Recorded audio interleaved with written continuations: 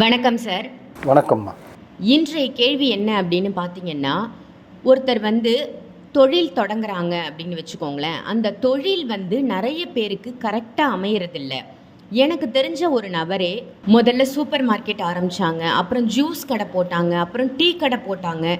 இப்படி பண்ணியும் எந்த பிஸ்னஸுமே அவங்களுக்கு கை கொடுக்கலை.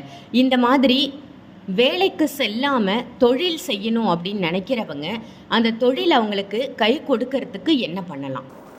கரெக்டாக கேட்டிங்க. ரொம்ப பெரிய கேள்வியாக கேட்டிங்க. ஆக்சுவலி இது நிறைய பேர் மனசில் இருக்குது, நிறைய பேர் குடும்பத்தால் பாதிக்கப்படும் நிறைய பேர் இருக்காங்க. நல்லா ஒன்று தெரிஞ்சுங்க பை, இன்னாருக்கு இன்னார் அவங்கவுங்களுக்கு அதுன்னு ஒன்று இருக்குது, புரியுதுங்களா? சில பேர் பாருங்கள், படித்தது ஒன்று இருக்கும், வேலை செய்கிறது ஒன்று இருக்கும். இப்போ நான் ஒன்று படித்தேன், எனக்கு ஒரு ட்ரீம் இருக்குது, இதுவாக தான் ஆனோன்னு. ஆனால் என் லைஃப் பார்த்திங்கன்னா இதில் முடிஞ்சுது. இது நான் பிறக்கும்போது நினச்சேனா, இல்லை வரும்போது நினச்சேனா, இல்லை நான் படிக்கும்போது நினச்சேனா? நான் இந்தமாதிரி ஆவேன்னு நினச்சே பார்க்கல, துளி கூட நான் நினப்பில்லை. பட் எங்கள் வீட்டில் முன்னோர்கள் இருக்காங்க, பட் எனக்கு இதில் இன்ட்ரெஸ்ட் இல்லாமல் இருந்தது. ஆனால் கடைசியில் பார்த்திங்கன்னா இதில் தான் உட்காந்தேன். இதுக்கு பேர் தான் விதின்னு சொல்கிறது. நம்மளுக்கானது நம்மளுக்கு வந்தே சேரும், நம்ம தேடி போகணும் அவசியமே கிடையாது. ஸோ அந்த வகையில் பார்க்கும்போது சில பேருக்கு, இப்போ எக்ஸாம்பிள் சிம்பிளாக சொல்கிறேன், ஐயா நான் ஒரு பிஏ முடிச்சுட்டு என்ன பண்ணுவாங்கன்னா, சடனாக பார்த்தீங்கன்னா ஒரு ரெஸ்டாரண்ட் ஓப்பன் பண்ணுவாங்க, லாஸ் ஆகிடும். ஒரு ஜூஸ் கடை ஓப்பன் பண்ணுவாங்க, லாஸ் ஆகிடும். சில பேர் என்ன பண்ணாங்கன்னா இந்த ட்ரக் ஃபுட் அது இது சொல்லிட்டு ஒன்றுன்னா ஒருத்தர் பார்த்திங்கன்னா ஒரு திசையில் நோக்கி ஓடுறாங்க. ஏன்னா ஏதாவது பண்ணி நம்ம லைஃப்பில் முன்னேற மாட்டோமான்னு. தப்பு கிடையாது. நல்ல முறையில் ஒரு நியாயமான முறையில் சம்பாதிக்கணும்னு நினைக்கிறது தப்பே கிடையாது. ஆனால் முதல்ல அந்த மாதிரிலாம் பண்ணுறதுக்கு முன்னாடி ஒரு ஜோதிடர்கிட்டையோ, இல்லை எங்களை மாதிரி மாந்திரிகர்கிட்டையோ, இல்லை ஒரு ஆன்மீகவாதிக்கிட்டையோ ஒரு டேட் ஆஃப் பர்த் கொடுத்து, ஒரு பேர் கொடுத்து, ஒரு அம்மா பேர் டீட்டெயில்ஸ்லாம் சொல்லி, நான் இந்த மாதிரி படிச்சிருக்கேன், நான் இதை பண்ண போகிறேன், இது பண்ணலாமா, இது பண்ணால் இது சாத்தியமா, இது எனக்கானதா, இது பண்ணால் எனக்கு லாஸ் எதனா ஆகுமா அப்படின்னு முதல்ல தெரிஞ்சுக்கணும். ஏன் அப்படின்னு பார்த்தீங்கன்னா, சில நபர்களுக்கு பார்த்திங்கன்னா நீரில் செட் ஆகும், சில பேருக்கு நெருப்பில் செட் ஆகும், சில பேருக்கு உணவில் செட் ஆகும், சில பேருக்கு பார்த்திங்கன்னா ட்ராவல்ஸு செட் ஆகும், புரியுதுங்களா? சில பேருக்கு பார்த்திங்கன்னா துணியில் செட் ஆகும். அந்த மாதிரி ஒருத்தங்க ஒன்று இருக்குது. எல்லாருக்கும் எல்லாமே பண்ணிவிட முடியாது. இப்போ உங்களுக்கு எல்லாருக்கும் பிறப்பான ஒரு சிம்பிளாக சொல்கிறேன், ஒரு எக்ஸாம்பிள் சொல்ல போனால், இப்போ சூப்பர் ஸ்டார் 36 வயசு வரைக்கும் கண்டக்டராக இருந்தார். அவர் நினச்சி பார்த்தாரா இன்றைக்கி தமிழ்நாட்டுக்கே ஸ்டாராக இருப்பார்னு? அவர் நினச்சது வளர்ந்தது எல்லாமே அப்படி. ஆனால் அவர் மாறினது, அவருக்கு என்ன சொல்கிறது, அந்த 36 வயசு வரையும் இருந்த வாழ்க்கை கிடையாது. இதுதான் அவரோட முடிவு. ஸோ அவருக்கானது தான் இது. அந்த மாதிரி ஒருத்தருக்கு ஒன்று இருக்குது. அதை முதல்ல நீங்கள் தேடணும். ஏதோ காசு இருக்குது, ரெஸ்டாரண்ட் ஓப்பன் பண்ணிடலாம், காசு இருக்குது, ட்ரக் ஃபுட் வைக்கலாம், காசு இருக்குது, துணி கடை வைக்கலாம், மொபைல் கடை வைக்கலாம், சம்மந்தமே இல்லாமல் வச்சா உங்களுக்கானது உங்களுக்கு சேரும். அப்படின்னும் போது உனக்கானது என்ன, முதல்ல நீங்கள் அதை டிசைட் பண்ணுங்கள்.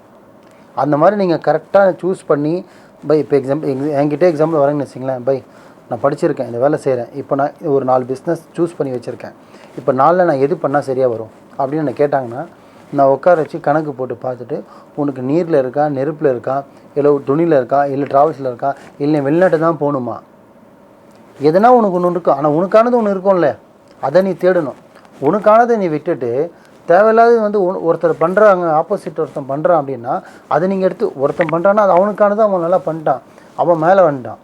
எக்ஸாம்பிள் பாருங்களேன், பை எதிர்க்கு ஒரு பிரியாணி கடை வச்சான், பை சூப்பராக வந்துட்டான், பை இப்போ 4 பிரியாணி கடை வேணுமா, அந்த பிரியாணி கடைனா அவனுக்கு அது செட் ஆகிடுச்சு, அது அவனுக்கானது உணவு. அதை பார்த்து நீ வச்சுட்டு அவனுக்கு செட் ஆகாது, ஏன்னா உனக்கானது அது கிடையாது.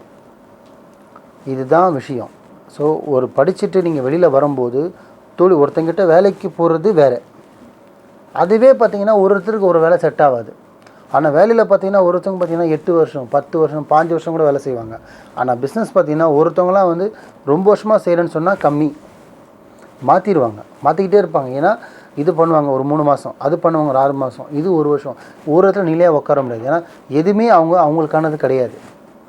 அதை முதல்ல நீங்கள் தயவு செஞ்சு நம்ம படிச்சுட்டு இறங்கி வரும்போது, ஒரு கையில் ஃபினான்ஸ் வச்சுருக்கோம், நான் பிஸ்னஸ் பண்ண போகிறேன்னா, ஒரு ஜோதிடர்கிட்டையோ, ஒரு ஆன்மீகவாதிக்கிட்டோ, இல்லை எங்களை மாதிரி ஆளுங்கிட்ட மாந்திரிக்கிட்ட போய் நான் இதை பண்ண போகிறேன், இதை செய்ய போகிறேன், இது செய்யலாமான்னு பார்த்து கணக்கு போட்டு தெரிஞ்சுக்கிட்டு, உங்களுக்கானது பை நீங்கள் ஒரு ஹோட்டல் வைங்க, நல்லா இருப்பீங்க, இது பண்ணுங்கம்மா நல்லாயிருக்கும், நீங்கள் துணி கடை வைங்க, இல்லை நீங்கள் ஃபாரின் போங்க, உங்களுக்கு ஃபாரின் வருது தான் வருது, நீங்கள் ஃபாரினுக்கு முயற்சி பண்ணுங்கன்னா அப்போ பண்ணலாம். இல்லைங்க நீங்கள் ஹோட்டல் வைங்க, உங்களுக்கு உணவில் வருது வைங்க. இல்லைங்க உங்களுக்கு ட்ராவல்ஸில் வருது, ட்ராவல்ஸ் பண்ணுங்கள். இல்லைங்க உங்களுக்கு வண்டி தான் வருது, வாகனம் பண்ணுங்கள். இந்த மாதிரி உங்கள் கணக்கில் வரும். 100% ஜோதிடத்துலேயும் இருக்குது, மாந்திரிகத்துலேயும் இருக்குது, ஆன்மீகத்துலேயும் நீங்கள் பார்க்கலாம். அப்படி பார்த்து தெரிஞ்சு நீங்கள் கரெக்டாக இறங்கி ஃபீல்டு ஒர்க் பண்ணிங்கன்னா நீங்கள் ஆளாயிடலாம். இப்போ நீங்கள் சொல்கிறீங்க உங்களை மாதிரி ஆன்மீகவாதிகளை சந்தித்து அதுக்கப்புறம் கன்சல்டேஷன் மாதிரி வாங்கிட்டு தொழில் தொடங்கிறது நல்லதுன்னு. இது கூட நல்ல விஷயம். ஒரு சில பேர் ஃபோன் மூலமாக ஆன்லைன் கன்சல்டேஷன் பண்ணி சில பொருட்கள், எந்திரம், அப்புறம் முடிச்சு, இந்த மாதிரியான பொருட்களை கொடுக்குறாங்க தொழில் தொடங்கிறதுக்கு. இதெல்லாம் சரிதானா? கரெக்டாக கேட்டீங்க.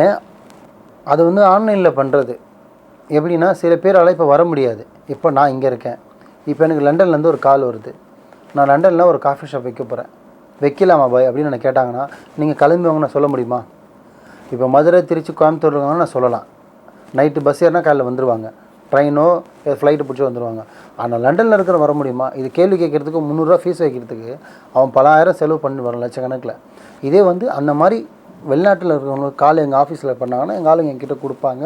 அப்போ அவங்க டேட் ஆஃப் பர்த்து கணக்கு போட்டு பார்த்துட்டு, இல்லை தம்பி நீங்கள் ஆஃபீஸை வைக்கலாம், வச்சா நீங்கள் வாழ்க்கையில் முன்னேறதுக்கு வாய்ப்பு இருக்குது, நீங்கள் எந்த திசையில் வைக்கிறீங்க, என்ன டைமில் வைக்கணும், இந்த டைம் தான் வைக்கணும், இந்த திசையில் தான் வைக்கணும், உங்களோட டைம் இதுக்கானது தான் சொல்லி நம்ம குறித்து கொடுத்தோன்னா அதை அப்படியே கரெக்டாக மாறாமல் அவங்க செஞ்சாங்கன்னா அடுத்த ஸ்டெப்பு போயிட்டே இருப்பாங்க. இதே வந்து சும்மா நான் ஏதோ ஒன்று சொல்லிவிட்டு ஏதோ ஒன்று செஞ்சுக்கிட்டு சம்மந்தமே இல்லாமல் நீங்கள் வேலை செஞ்சிங்கன்னா நஷ்டத்தில் தான் முடியும். மாற்று கருத்தே கிடையாது. இன்றைக்கும் பார்த்திங்கன்னா ஒரு நாளைக்கு நிறைய ஷாப்பு, நிறைய துணி கடை, நிறைய மொபைல் ஷாப்பு, நிறைய ஃபுட் ஷாப் ஓப்பன் பண்ணுறாங்க. எவ்வளோ ஸ்பீடாக ஓப்பன் பண்ணுறாலும் அவ்வளோ ஸ்பீடாக மூடிடுவாங்க. ஏன்னா சம்மந்தமேலாம் பண்ணுறது. அப்பா பார்த்திங்கன்னா ஒரு ஃபீல்டில் இருப்பார், பையன் பார்த்திங்கன்னா ஒரு படிச்சிருப்பான். ஆனால் செய்கிற தொழில் பார்த்திங்கன்னா சம்மந்தமேல அவன் தொழில் வந்து ஆரம்பிப்பாங்க. அவனுக்கு அதில் இன்ட்ரெஸ்ட்டே போகாது, ஏன்னா அது அவனுக்கானது கிடையாது. ஸோ அதுதான் தயவு செஞ்சு மக்களுக்கு சொல்ல வருது என்னென்னா, ஒரு இறங்கி ஒரு 1,00,000 ரூபாய் சாதாரண ஒரு வண்டி கடை, ஒரு ரோட்டில் வைக்கிற வண்டி கடையே நீங்கள் 10,000 கொடுத்து நீங்கள் பண்ணுறதுக்கு முன்னாடி கூட ஒரு 2-3 பேருக்கு ஆலோசனை கேட்குறது தப்பு கிடையாது. கேட்டு தெரிஞ்சு இது நான் பண்ண போகிறேன், இது பண்ணால் சரியாக வருமா பை, இது பண்ணலாமான்னு கேட்டு தெரிஞ்சுக்கிட்டு பண்ணிங்கன்னா உங்கள் லைஃப்பில் எல்லாருக்கும் உங்களோட அந்த வருமானம், நீங்கள் இன்வெஸ்ட்மெண்ட் பண்ணுற காசு வீண் வரையும் ஆகாது. இப்போ நீங்கள் சொன்னதில் எனக்கு ஒரு சந்தேகம் என்ன அப்படின்னு பார்த்தீங்கன்னா, தொழில் தொடங்கிறதுக்கு முன்னாடி பொருட்கள் வாங்கி வைத்து தொடங்குவது இது ஒரு நல்ல விஷயம். இப்போது எனக்கு ஒரு ஆசை இருக்கும், இந்த தொழில் தான் நான் தொடங்கணும், இந்த பிஸ்னஸில் நான் டெவலப் ஆகணும் அப்படின்னு ஒரு ஆசை இருக்குமா? அந்த ஆசையை எப்படி நிறைவேற்றுறது? கரெக்டாக கேட்டிங்கம்மா. இப்போது இதுதான் உண்மை, எனக்கு கேட்டது தான். ஃபஸ்ட்டு வந்து உங்களுக்கு ஒரு ட்ரீம்னு ஒன்று இருக்கும் பார்த்தீங்களா, அந்த ட்ரீமை வந்து முதல்ல உங்களுக்கானதான் நம்ம பார்க்கணும்.